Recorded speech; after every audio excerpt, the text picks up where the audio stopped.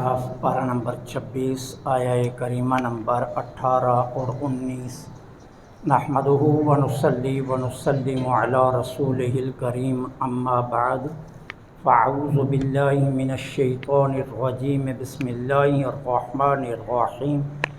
اولئک الذین حق علیہم القول فی قد خلت من قبلہم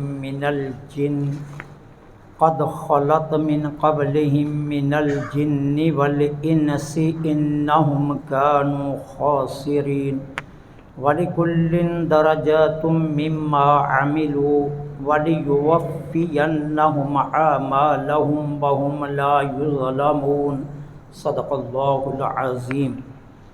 اولئک الذین، یہی وہ لوگ ہیں، حق علیہم القول، جن پر اللہ جل سبحانہ و تعالی کا قول ثابت ہو چکا ہے، فی قد خلت من قبلہم من الجن والانس،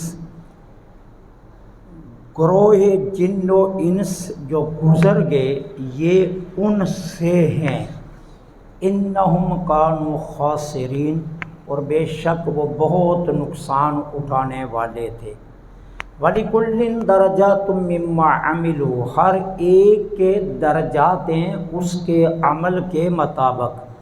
وَلِيُوَفِّيَهُمْ، اور ہم پورا صلہ دیں گے، اعمالہم، ان کے اعمال کا، وَهُمْ لَا يُظْلَمُونَ، اور کسی پر کوئی ظلم نہیں ہوگا۔ پیچھے آیات میں دو طرح کے بچوں کا ذکر ہوا۔ ایک وہ اولاد ہے جنہوں نے ایمان قبول کیا اور ایمان قبول کرنے کے بعد استقامت کے ساتھ حق کے راستے پر چلتے رہے اور ثابت قدم رہے، اور دوسری وہ اولاد تھی کہ جن کے ماں باپ تو مسلمان ہوئے اور ماں باپ نے انہیں حق کی دعوت دی، انہوں نے حق کی دعوت کا انکار کیا تکبر کی بنیاد پر، اور تکبر کی بنیاد پر انکار کرنے کے بعد قیامت کے وقوع، حشر و نشر اور مرنے کے بعد دوبارہ اٹھنے پر انہوں نے رقیق قسم کے شبہات پیش کیے۔ اب اللہ جل سبحانہ و تعالی یہ دوسری اولاد کے متعلق ارشاد فرما رہے ہیں، ان پر اللہ کا قول ثابت ہو گیا ہے۔ اللہ کا قول کیا ثابت ہو گیا؟ کہ اللہ تعالی عز و جل ایمان والوں کو جزا دے گا اور ایمان نہ لانے والوں کو سزا دے گا، یہ قول ثابت ہو گیا۔ اور پھر فرمایا یہ انسانوں اور جنوں کے ان گروہ سے ہے جو پہلے گزر چکے، اور جو پہلے گزر چکے ان کی نشانی کیا ہے کہ انہوں نے بہت نقصان اٹھایا ہے۔ جس طرح پہلے منکرین جنات اور منکرین انسان گزرے ہیں کہ جنہوں نے حق کا انکار کیا، جنات سے بھی اور انسانوں سے بھی، ان کا تعلق بھی اسی گروہ کے ساتھ ہے، اور یاد رکھنا کہ یہ لوگ نقصان اٹھانے والے۔ اب اس کے بعد فرمایا ہر ایک کے عمل کے مطابق اس کے درجات ہیں، ہر ایک کے عمل کے مطابق اس کے درجات ہیں۔ ایک ہے دنیا کی تقسیم۔ دنیا کی تقسیم کیا ہے؟ ہم دولت والے کو اونچا سمجھتے ہیں اور غریب کو نیچا سمجھتے ہیں۔ اللہ کی بارگاہ میں یہ تقسیم نہیں ہے۔ اللہ کی بارگاہ میں کیا ہے؟ جو نیک اعمال کرنے والا ہے وہی بلند ہے، اور جو برے اعمال کرنے والا ہے ارب پتی بھی ہو تو وہ سب سے زیادہ اللہ کی بارگاہ میں رذیل ہے۔ موسیٰ علیہ السلام وہ تھے کہ جن کے پاس کچھ نہیں تھا، اور ان کے مقابلے میں فرعون پوری دنیا کا بادشاہ تھا، لیکن عزت کس کو دی؟ اللہ نے موسیٰ کو دی ہے، فرعون کو نہیں دی ہے۔ اللہ کے ہاں درجات ہو رہے ہیں۔ فرمایا ہر ایک کے اعمال کے مطابق اس کے درجات ہیں، ہر ایک کو عمل کے مطابق درجے ملیں گے۔ جس کے جتنے اچھے اعمال ہیں اللہ تعالیٰ اسے اتنا ہی بلند کرے گا۔ اور یہ بات اچھی طرح ذہن نشین فرما لیں، جنت میں درجات ہیں اور جہنم میں درکات ہیں۔ جنت میں درجات ہیں اور جہنم میں درکات ہیں۔ درکات کیا ہیں؟ جہنم میں نیچے کو جایا جائے گا اور جنت میں بلندی کی طرف جایا جائے گا۔ اللہ نے جنت والوں کے لیے درجے رکھے ہیں اور جہنم والوں کے لیے درکات رکھے ہیں۔ ایک دن میرے آقا مسجد نبوی میں تشریف فرماتے اور صحابہ موجود ہیں۔ یہ سیاق ستہ کے اندر یہ حدیث پاک صحیح ترین موجود ہے۔ ایک عجیب آواز صحابہ نے سنی، عجیب و غریب آواز، جیسے کسی چیز کے گرنے کی آواز ہوتی ہے۔ تو عرض کی اللہ کے رسول صلی اللہ علیہ وسلم، یہ آج عجیب آواز ہے، اس سے پہلے ہم نے ایسی آواز نہیں سنی۔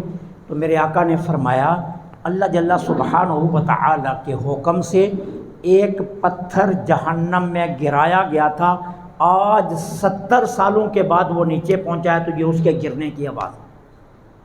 70 سال لگ گئے اس پتھر کو تہ میں جاتے ہوئے۔ تو درکات نیچے کی طرف ہوں گے، درجات بلندی کی طرف ہوں گے۔ فرمایا ہر ایک کے اعمال کے مطابق اللہ نے درجے رکھے ہیں اور ہر کسی کو اس کے عمل کا پورا صلہ دیا جائے گا۔ کیا؟ جس نے ماں باپ کے اچھائی میں اطاعت کی، ماں باپ کے اچھے کاموں میں ان کے احکامات کو مانا، اللہ فرماتا ہے ہم انہیں انہی کے مطابق درجہ بلند کریں گے۔ اور جنہوں نے ماں باپ کی اچھی دعوت کو قبول نہیں کیا اور نافرمانی کی، ہم اسی کے مطابق انہیں سزا بھی دیں گے۔ ہر ایک کو اس کے عمل کا پورا صلہ دیا جائے گا اور کسی پر کوئی ظلم نہیں کیا جائے گا، کسی کے ساتھ کوئی زیادتی نہیں ہوگی۔ جتنے آپ نے اعمال اچھے کیے ہوں گے اللہ کی بارگاہ میں آپ کے وہ عمل موجود ہوں گے، اللہ سب اچھے اعمال کی آپ کو جزا دے گا، اور جو برائیاں کی ہوں گی وہ بھی اللہ کی بارگاہ میں موجود ہوں گی، اللہ ان برائیوں کے مطابق سزا بھی دے گا۔ تو فرمایا ہر ایک کو اس کا پورا صلہ دیا جائے گا۔ بحمدہ تعالی ذی الحج کا چاند نظر آ گیا ہے آپ سب کو، چاند مبارک کو۔ یہ ذی الحج کے ابتدائی 10 دن یہ بہت اہمیت کے ایام ہیں۔ قرآن کریم کے اندر اللہ تعالیٰ نے ان دنوں کی اور ان راتوں کی قسم اٹھائی ہے۔ اللہ فرماتا ہے والفجر، مجھے فجر کی قسم، ولیال عشر، 10 راتوں اور دنوں کی قسم۔ لیال کا جب لفظ آتا ہے عربی زبان میں یہ دن اور رات دونوں کو شامل ہوتا ہے۔ ان 10 دنوں اور راتوں کی اللہ نے قسم اٹھائی ہے، ان کی بہت فضیلت ہے، بہت عظمت ہے۔ یہ اللہ کی بارگاہ میں یہ 10 دن بہت معتبر ہیں۔ رمضان المبارک کے بعد اگر سب سے زیادہ کوئی افضل دن ہے تو وہ یہ 10 دن ہیں۔ رمضان کے بعد افضل ترین ایام میں ان 10 دنوں کا ذکر ہے جن کی اللہ نے قسم اٹھائی ہے۔ یہ عبادت کے ایام ہیں۔ ان 10 دنوں میں ایک دن کا روزہ 1 سال کے روزے کے برابر ہے۔ اگر آپ نے ان 10 دنوں میں 10 روزے رکھے تو نامہ اعمال میں 10 سال مسلسل روزے رکھنے کا ثواب لکھا جائے گا۔ میرے آقا کریم نے ان ایام کی اتنی عظمت کو بیان کیا ہے کہ ان 10 دنوں کی اتنی عظمت ہے کہ ایک دن 1 سال کے روزوں کے برابر کا اجر رکھتا ہے۔ کوشش کیجئے زیادہ نہ صحیح تو کم از کم 3 یا 4 روزے تو اس میں لازمی رکھیے، اور اگر اتنے بھی نہیں، کام میں مصروفیت کچھ اس طرح کی ہے، حالانکہ ایسا سوچنا تو نہیں چاہیے، لیکن اگر آپ موسم کی شدت کا اور کام کی بوجھ کا احساس کر رہے ہیں تو 8 اور 9 ذی الحج کا روزہ تو ضرور رکھنا۔ 8 اور 9 ذی الحج کا روزہ پھر ضرور بھی ضرور رکھیے۔ ان دنوں کی بڑی عظمت ہے اور ان راتوں کی بھی بڑی فضیلت ہے۔ ان راتوں کی عظمت کا عالم یہ ہے، ایک رات لیلۃ القدر کے برابر ہے۔ حدیث میں آتا ہے کہ لیلۃ القدر کے برابر ہے یہ 10 راتیں، ایک رات ایک لیلۃ القدر کے برابر ہے۔ اب محدثین نے کیا فرمایا؟ ان دنوں میں کثرت کے ساتھ نوافل کی ادائیگی کیجیے، بالخصوص نماز مغرب کے بعد اوابین ضرور پڑھیے، فجر کے بعد اشراق ضرور پڑھیے، چاشت کی پابندی کیجیے، نماز تہجد ان 10 دنوں میں قضا نہ ہونے دیجیے، ضرور بضرور نماز تہجد پڑھیے۔ اور اس کے علاوہ دیگر بھی نوافل کی کوشش کیجیے کہ اگر ہو سکے تو ہر نماز کے بعد، اگر اوقات مکروہ نہیں ہیں تو کم از کم 2 رکعت ضرور ذی الحجہ کے جو ہے نا نیت سے 2 رکعت نفل ضرور پڑھیے۔ ایک تو یہ اعمال کیجیے۔ قرآن کریم کی تلاوت اگر پہلے آپ آدھا پارہ پڑھتے ہیں تو اس 10 دنوں میں بڑھا دیجیے، اسے 2 پاروں تک لے جائیے۔ اگر سورہ یاسین آپ کے معمول میں پہلے 1 مرتبہ ہے کہ آپ فجر کے بعد پڑھتے ہیں، اب اس کا معمول بدل لیجئے، 1 مرتبہ فجر کے بعد پڑھیے، 1 مرتبہ مغرب کے بعد پڑھیے۔ یہ وہ معمولات ہیں جو احادیث سے ثابت ہیں۔ اسی طرح آپ کوشش کیجئے کہ نوافل اور قرآن کریم کی تلاوت کے ساتھ ساتھ ہر وقت اپنے آپ کو باوضو رکھ کر ان 10 دنوں میں ذکر الہی کرتے رہیے۔ نماز پڑھ رہے ہیں پھر بھی اللہ کا ذکر کیجیے، کام کر رہے ہیں پھر بھی اللہ کا ذکر کیجیے، اور کسی کام میں مشغول ہیں تو روزی کما رہے ہیں، اپنے کاؤنٹر پر بیٹھے ہیں، دکان پر بیٹھے ہیں، فیکٹری میں ہیں، اپنی کسی مشین کو چلا رہے ہیں تو اس دوران اللہ کا ذکر کثرت سے کیجیے۔ معمول بنائیے کہ کم از کم ان 10 دنوں میں اگر ہو سکے تو ہر روز کم از کم آقا کریم کی بارگاہ میں 2000 مرتبہ درود پاک کا نذرانہ پیش کیجیے۔